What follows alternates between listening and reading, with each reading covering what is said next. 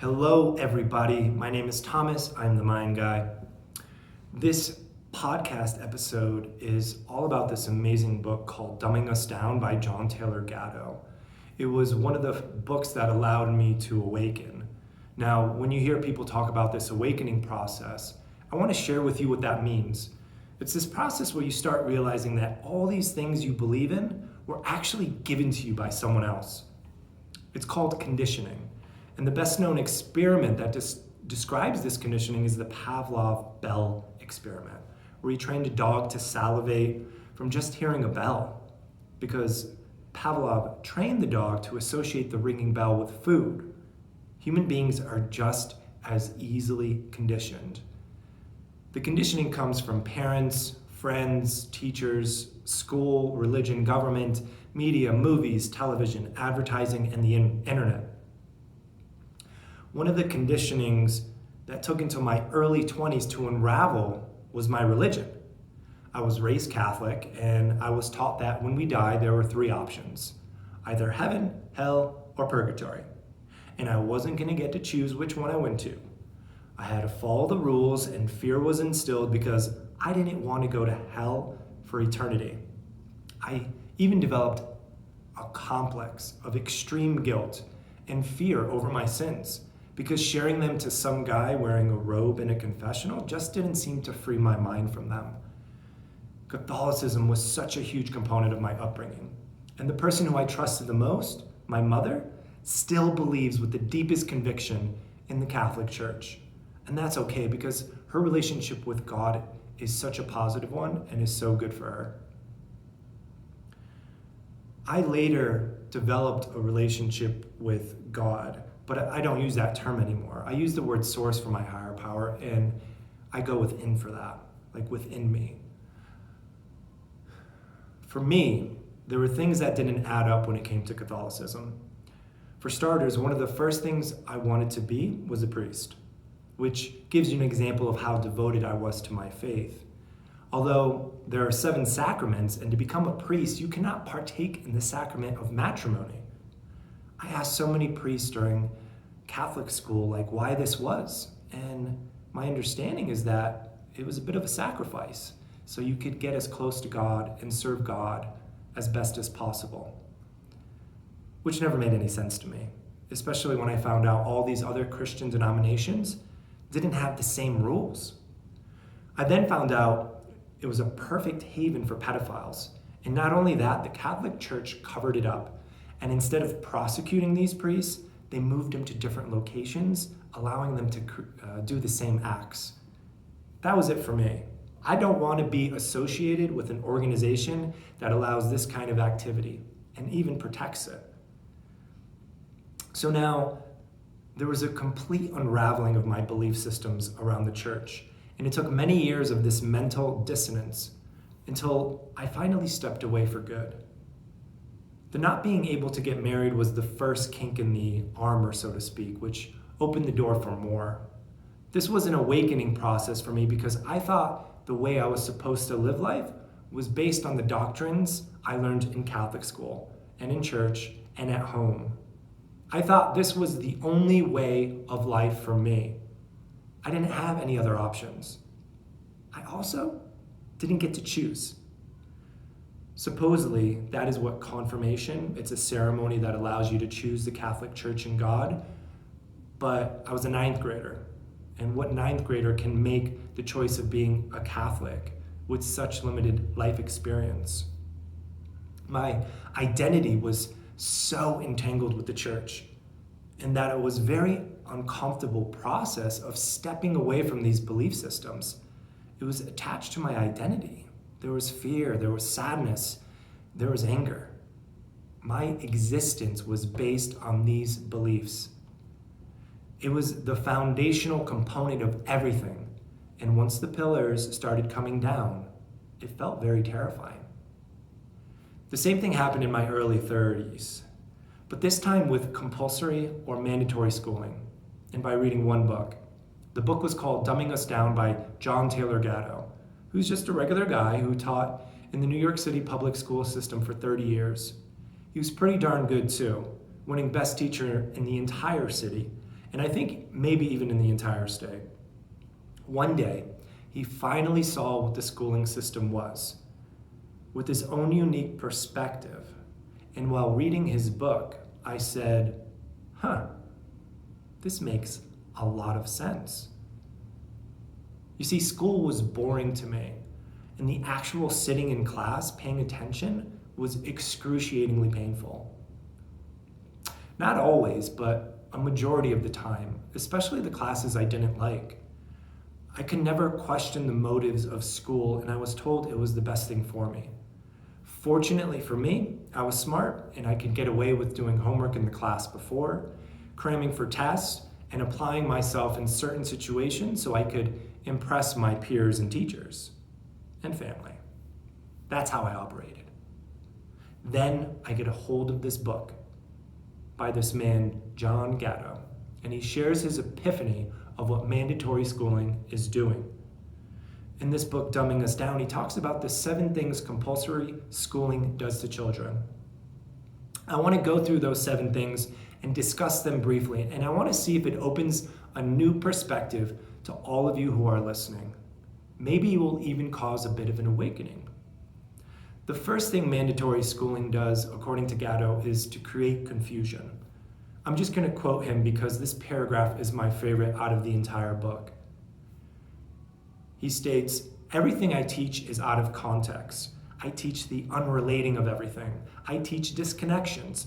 I teach too much, the orbiting of planets, the law of large numbers, slavery, adjectives, architectural drawing, dance, gymnasium, choral singing, assemblies, surprise guests, fire drills, computer languages, parents' night, staff development days, pull-out programs, guidance with strangers my students may never see again, standardized tests, age segregation unlike anything seen in the outside world." What do any of these things have to do with each other? Reading that, I say, that's a very good question. What is taught in school is a series of disconnected facts.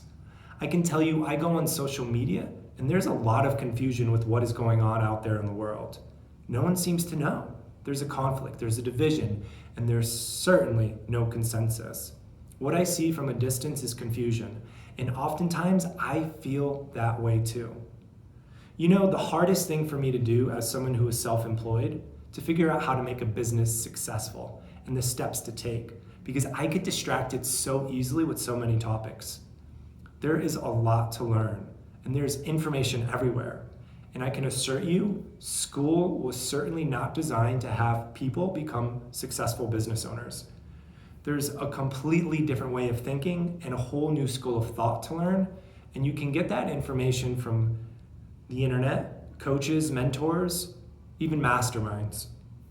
The school system is definitely not teaching you those kinds of things. It doesn't set you up to succeed in that area. The second thing mandatory schooling does is determine your class position. Schools force kids to be locked down, and it's a teacher's job to make them like being locked down, or at least make it bearable. Gatto uses the word lockdown in his book, and it's fascinating to see how easy it is to have an entire nation, an entire world, on lockdown during this pandemic. Mandatory schooling is designed to teach kids to envy the honors classes and to grow contempt for the dumb classes, which if you heard any of my previous podcasts, I talk about beliefs a lot. And schools are a breeding ground for limiting beliefs. Have you ever created a core limiting belief that you weren't smart enough? Well, school is a place that causes that conditioning. School is a rigged competition, and it teaches you your place on the totem pole. The idea is to entice kids to do better on tests so they can move up the class ranks. Same thing we do out in the working world as adults. The lesson taught by ranks, grades, even witnessing socioeconomic status is that everyone has a proper place on the pyramid. The third thing mandatory schooling does is instill indifference. Indifference means a lack of interest, concern, or sympathy. And if you don't like that word, you can use another word. I think apathy is a good synonym for it. Gatto states that he teaches kids not to care too much about anything. even though kids want to make it appear that they do. Here's another excerpt from the book. Students jump up and down in their seats with anticipation, showing great enthusiasm for the best lesson plans. Then I ask them to shut that down and move on to the next workstation, like a light switch. Nothing important ever is finished in my class, nor in any class I know of. He even mentions how years of bells will condition all but the strongest to have this feeling of indifference. Something else these bells do is to teach you how to not stay in the present moment. You are sitting there in class completely engaged, wanting to learn more about this subject of, say, science.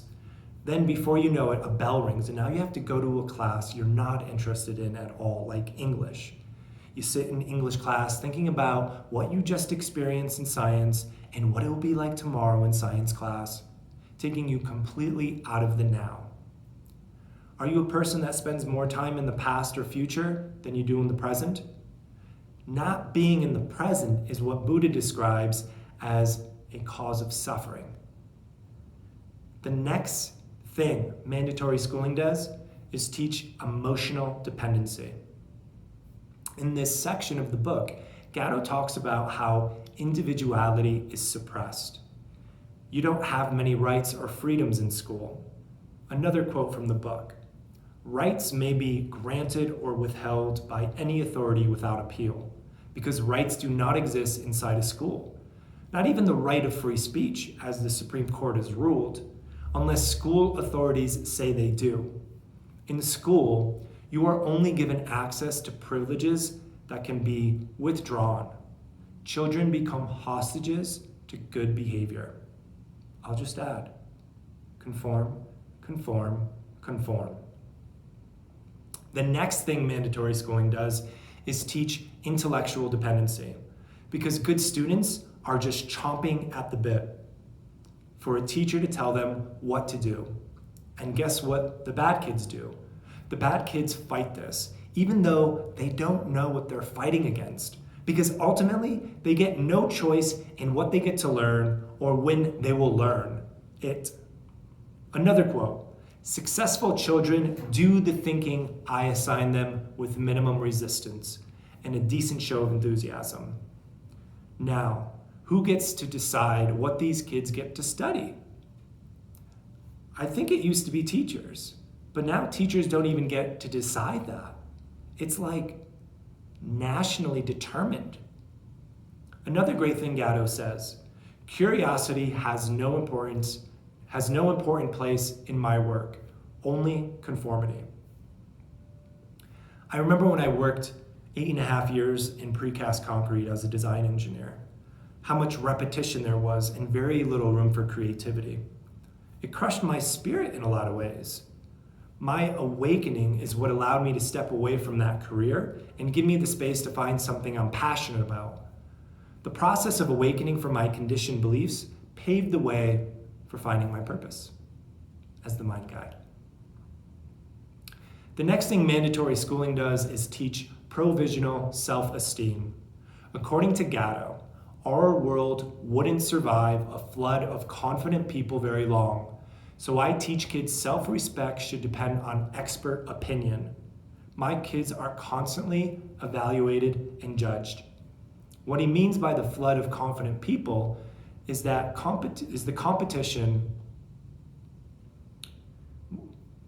what he means by the flood of confident people is the competition that would happen in capitalism. You see, the 1% don't want that competition. This is what I was talking about when it came to limiting beliefs.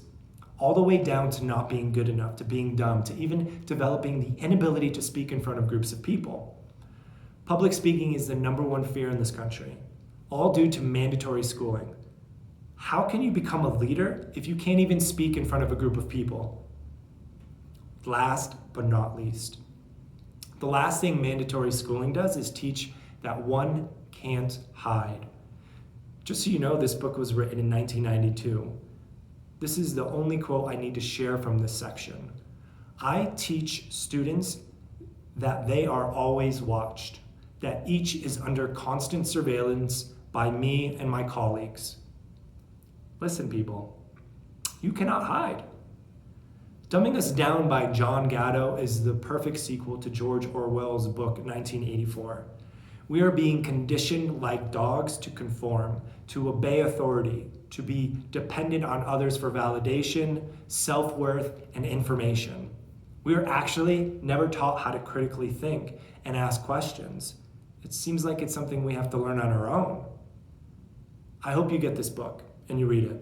It's short, it's an easy read, but it's a great book to bring you along your awakening process, for you to start seeing things beyond the conditioning. Now, his solution to compulsory schooling was homeschooling, but I have a better idea around that I want to share in a future episode. I want to mention that his other book, Weapons of Mass Instruction, goes into the details of how this schooling system was implemented here in the US, and it was influenced by a lot of very powerful people from history. So I'm going to do a full special on the contents of both books to paint the picture of how this conditioning and indoctrination has been in the works for generations. Did you ever wonder why, in such a capitalist-driven country, we have a socialist system like public schooling in place? And not only that, it's required by law? Think about it. These are the questions I want you to ask and continue asking. And maybe an awakening will happen. That's all I have for now. Thanks for listening, and take care.